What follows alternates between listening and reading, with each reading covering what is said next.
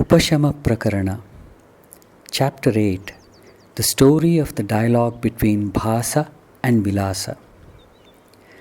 A rivulet sang shyly, almost in a whisper, careful not to disturb the sleeping monk under the peepal tree.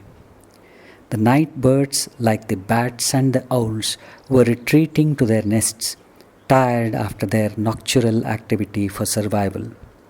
The other birds were stretching their wings and slowly beginning the songs of adoration and welcome to a new dawn with fresh experiences. While the tree itself was slowly stirring to the gentle morning breeze, stars, the guardians of the night, were slowly merging into the expansive sky that was turning from the velvety blackness to a Prussian blue. The horizon became violet red with the presence of dawn, which has been addressed as the sister of the sun in Vedic hymns. Eyes of the monk opened gracefully, like the petals of a lotus blossoming to the rays of the sun. They beheld the only shining object in the sky, planet Venus. He sat in the Siddhasanam and continued to gaze at the planet, which slowly started disappearing into the infinite blue expanse. His mind too disappeared, and he finally woke up from his long sleep to become the Buddha, the enlightened one. The tree, the river, the birds, and the whole surroundings became witness to one of the rarest events. It is said trees have played a very important role in the life of the Buddha. He was born under a tree. He got enlightened under a tree. He invariably lived and taught sitting under the trees, and he dropped his body under a tree. So much so, for more than 200 or 300 years after his death, the Buddha was represented by a tree. It was much later that the statues of a figure in the yogic meditative posture was introduced to symbolize him. It is said when one of his two friends, an early riser, tried waking up his friend, a lover of sleep, saying that the latter did not know what he was missing. The freshness in the air, the bird songs, the dawn and the wonderful sunrise. The other just peeped through the folds of his blanket and observed with a yawn that the early riser did not realize what he was missing, the early morning sleep, the sweetest sleep, and went back to sleep. Each one of us has his own or her own value system. A wish to share what is most enjoyable to us with our dear ones is quite natural, but if they never had the opportunity to taste it, they are resistant. Sri Ramakrishna used to tell a parable to illustrate this point. Once, a fisherwoman was a guest in the house of a gardener who raised flowers. She came there with her empty basket after selling fish in the market and was asked to sleep in the room where the flowers were kept. But because of the fragrance of the flowers, she could not get sleep for a long time. Her hostess saw her condition and said, "Hello, why are you tossing from side to side so restlessly?" The fisherwoman said, "I don't know, friend. Perhaps the smell of flowers has been disturbing my sleep. Can you give me my fish basket? Perhaps that'll put me to sleep." The basket was brought to her. She sprinkled water on it and set it near her nose. Then she fell sound asleep and snored all night. Sleep is not just physical, but in a more intense way, metaphysical. While the physical sleep can be broken with little or no difficulty, the metaphysical sleep is very difficult to overcome. This is so because it is an ancient sleep deeply connected with our subconscious or the unconscious, which helped us to evolve from inanimate to animate level and to survive. This collective mind is very much there as a part of each brain and mind. Thus, most of our activity is instinctive and unconscious, like the incomplete carving of a slave in captivity by the famous sculptor and painter Michelangelo. Man slowly struggles to come out of his unconscious existence. Man is only stirring in his unconscious sleep and is only partially conscious of his limitations. Precisely for this reason, man knows misery as different from pain and joy as different from only sensual appeasement or the absence of misery. He becomes aware of his limitations and tries to come out of them to move towards more and more freedom.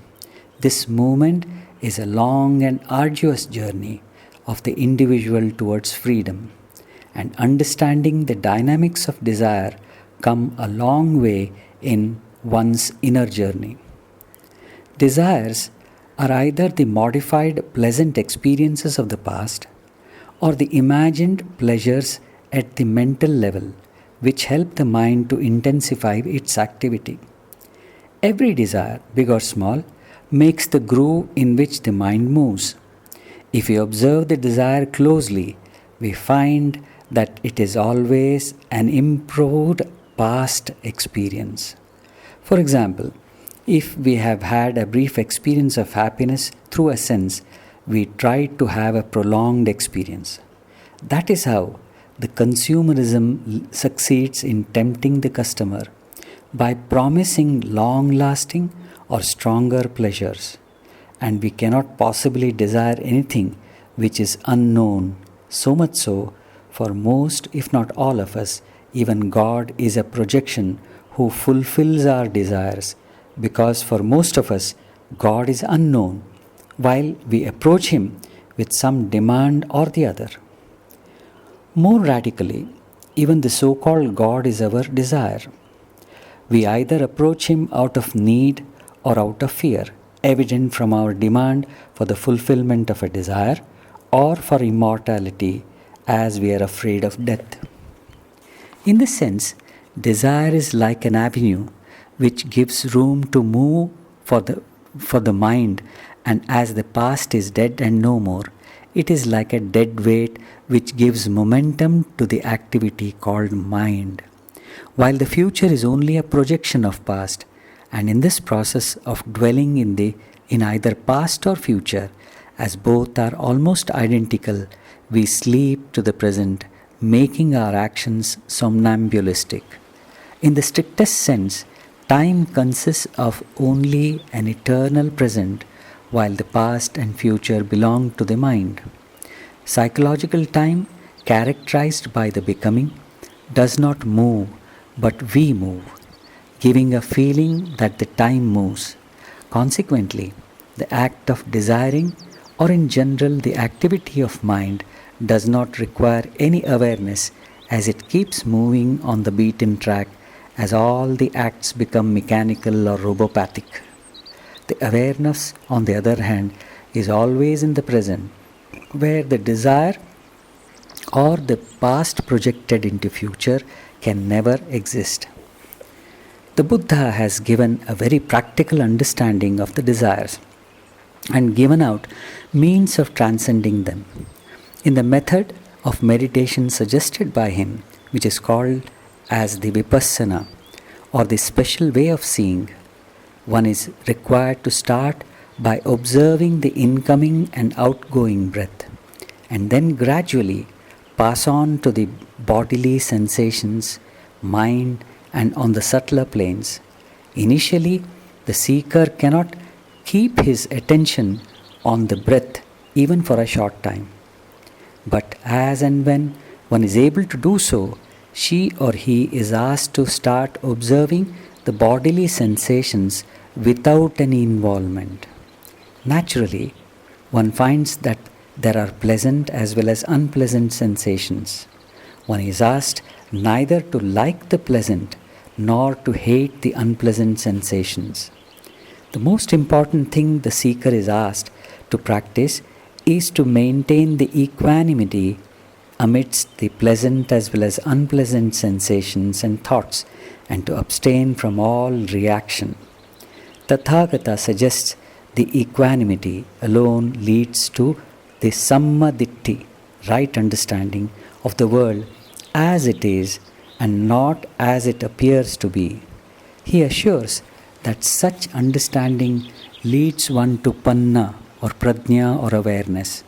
Normally, we understand or misunderstand a situation or person colored by our desires, which in turn are based on our ragas, attractions, and dveshas, aversions, while the attractions are related to the pleasant and the aversions to the unpleasant experiences of the past that get strengthened by the positive and negative involvement respectively. He gives out a vivid, very vivid analysis of the chain of conditioned arising.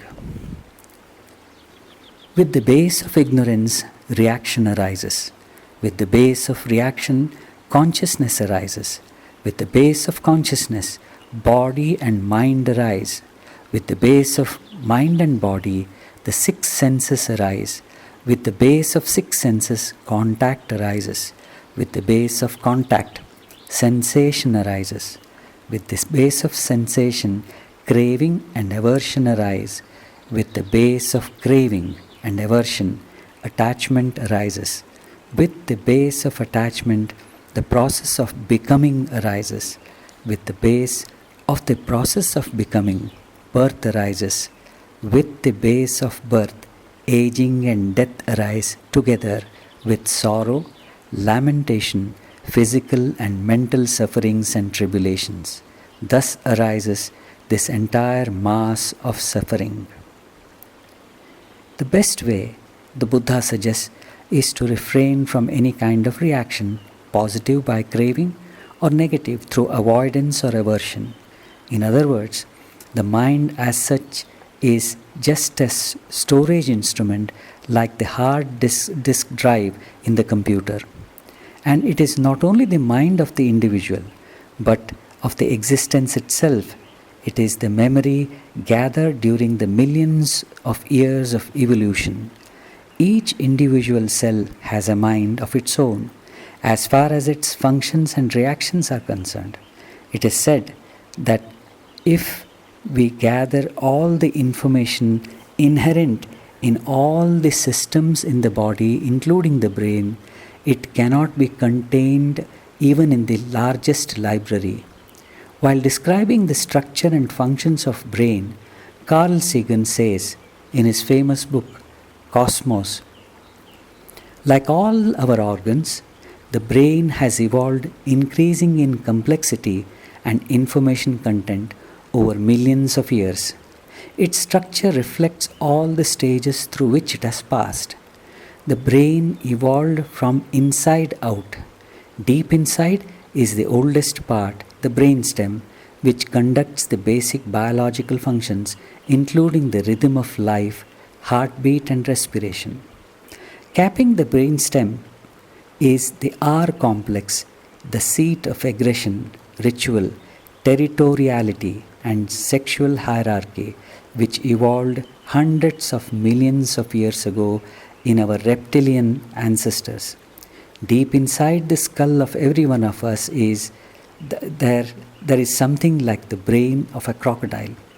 Surrounding the R complex is the limbic system or mammalian brain, which evolved tens of millions of years ago in our ancestors who were mammals but not yet primates. It is a major source of our moods and emotions, our concern and care for the young. And finally, on the outside, living in uneasy truce with the more primitive brains beneath, is the cerebral cortex, which evolved millions of years ago in our primate ancestors. The cerebral cortex, where matter is transformed into consciousness, is the point of embarkation for all our cosmic voyages, comprising more than 2/3 of the brain mass. It is the realm of both intuition and critical analysis.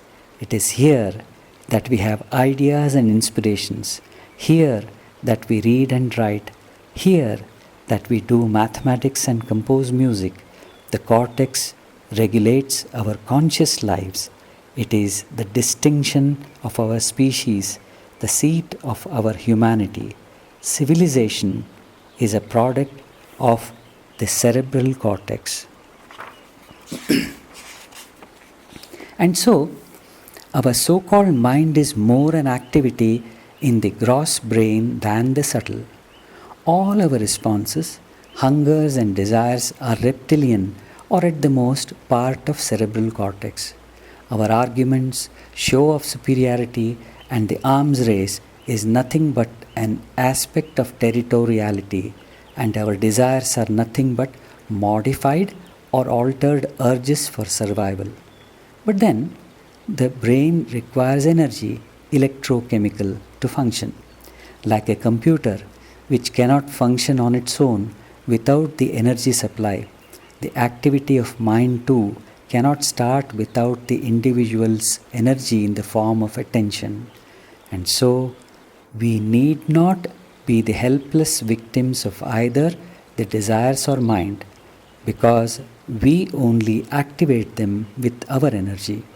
Unfortunately, we are helpless for various reasons, one of them being the strongest memory of the instinctive reactions in the long history of evolution, from the lowest life forms to human beings. The second, and perhaps the stronger reason, is that we can continue to be unconscious and instinctive to tread the beaten track. Every spiritual practice consists of freeing oneself from the old habit of instinctive reaction and to become the master of one's instruments instead of being their slaves. That is why Swami Vivekananda used to say that the goal of life is a journey of the animal man to man and then towards the divine man. The present Sarga intends to show that life without samadhi is just a dark and tragic story of pain and misery. Sage Vasishta said that after their dialogue, Suraghu and Parigha performed their activity according to their nature. The bull of Jiva or the being continues his slumber under the shadows of moha or infatuation in the forest of samsara. He is only guided by basic instinct, the blind and mindless reactions. This is because he is bound by strong cords of desire. Wisdom lies in realizing oneself to be separate from this lower activity. One can achieve this with the association of the wise and the experienced. If the wise and the experienced persons do not live in a place which is like a beautiful oasis becomes poisonous and vicious. As the beauty or the sense comforts only enhance the animal instincts, which further deepen the grooves of mind. At such a place that is devoid of wisdom, wealth, friendship, Shastras, even the charitable actions do not help one in attaining moksha, as these only increase the ego. Only awareness helps in attaining freedom. If the mind is made receptive to the higher influence and thus commence the spiritual inquiry, one can reach a subtler life consisting of the ripe mind to create no disturbance. When the activity in the mind as such stops, one experiences Turiya, the fourth stage, in which all objects cease to have their individual influence on one's being. Instead, one develops the unified vision over all of them, like the goldsmith seeing only gold in all the myriad of ornaments. This, however, can never be described verbally, as it is an experience beyond speech and mind. Only after this experience that the vasanas for the objects cease, that the light of the non-dual principle dawns. Through equal vision, the duality gets eliminated. This is the experience of all great souls, but without this, man continues to go deeper into the mire of samsara. To illustrate this, the sage said he would narrate a story. Atri, the great sage, had two sons who were Munis. They lived in his hermitage on the hills of Sahya. Their names were Bhasa and Vilasa, and loved each other so intensely that they seemed to be like the offshoots of one and the same trunk. On the death of their parents, they went through the necessary obsequies and parted from each other sorrowfully. After spending a lot of time in the woods in penance, they denuded themselves of all desire. Then they met again. It was Muni Vilasa who spoke first, expressing his joy on meeting his beloved brother Bhasa. He inquired whether the latter had mastered the mind and whether he was happy. To which Bhasa, happy on the reunion with his beloved brother, said, "The mind still involved in the samsara, and still he was very far from the state of knowing. He was still under the influence of mind and was subject to the wheel of birth and death. And so long as one was not open to the non-dual state, one could neither be happy nor peaceful. In course of time, when they had sufficiently engaged themselves in Atma Vichara and Tapas, both the brothers became receptive to the state of Kaivalya or perfect state." Man's effort to alleviate the discomfort in nature and to exploit its resources with the hope of increasing the comforts in expectation of increasing the happiness has resulted in civilization.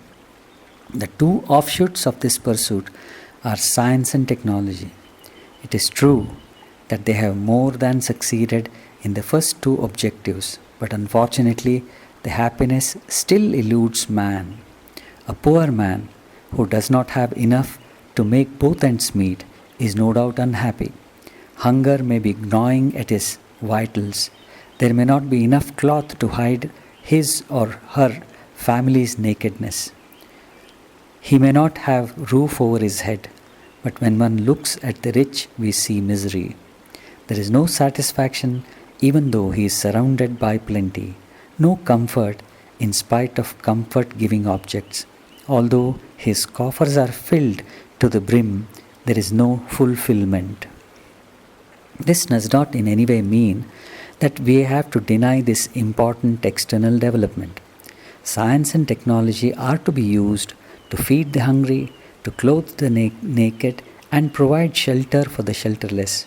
However, man should not be used by them. They are our tools and instruments, but unfortunately, man has become their tool. Man is distinguished from other animals only because of his capacity to think, reason, and understand. The instruments which help him to do these are the brain, which, as we know, is the most advanced computer, and the mind, a storehouse of impressions and potential desires. Just like science and technology, which are the products of these very instruments, but perhaps in a more intense way, brain and mind have become highly dominant discords in man's life because he has become their slave. When does any slavery stop? When the slave realizes that he is a slave, and that is possible only when the slave is able to stand apart even from himself. The repeated shocks in the form of pains indicate that there is something wrong. A man who is too involved with either his sense indulgence or ambitions does not even realize the slavery in his actions. But one who gets repeated punches from existence is bound to do so sooner or later. At such times, he succeeds in learning about the limitations of his instruments. He may begin by observing others, but ultimately he has to come to himself when vairagya or renunciation dawns on him. With this wonderful companion, he is able to befriend others like abhyasa, which is an effort to stand apart from brain and mind, and viveka or intuitive discrimination, which in turn encourages vichara or the meditative contemplation. Siddhartha Gautama, did not have any dearth of comforts. In fact, his father Shuddhodana had seen to it that his son is never exposed to any kind of discomfort. But the previous experiences and observations precipitated when he saw the old man, the dead body, and the monk with a peaceful countenance. His withdrawal from the kingship was only a beginning which blossomed into a fruitful withdrawal into himself, and the enlightenment dawned on him when he succeeded in disconnecting himself totally from these instruments. Tathagata spent almost 40 years helping those in misery, spreading the fragrance of the enlightenment after that cosmic event under the Bodhi tree. He must have taken the help of the brain and the mind while guiding and speaking to his disciples, from leading them towards enlightenment and also freeing others from misery. But he used them as a master employs his servants to do his bidding, and yet he did not say anything because he had freed himself from the instruments. He must have walked hundreds of miles from village to village in his ministry. Yet he did not move at all, as he had become like a car, the engine of which has been put off and is moving only due to the inherent momentum down the hill.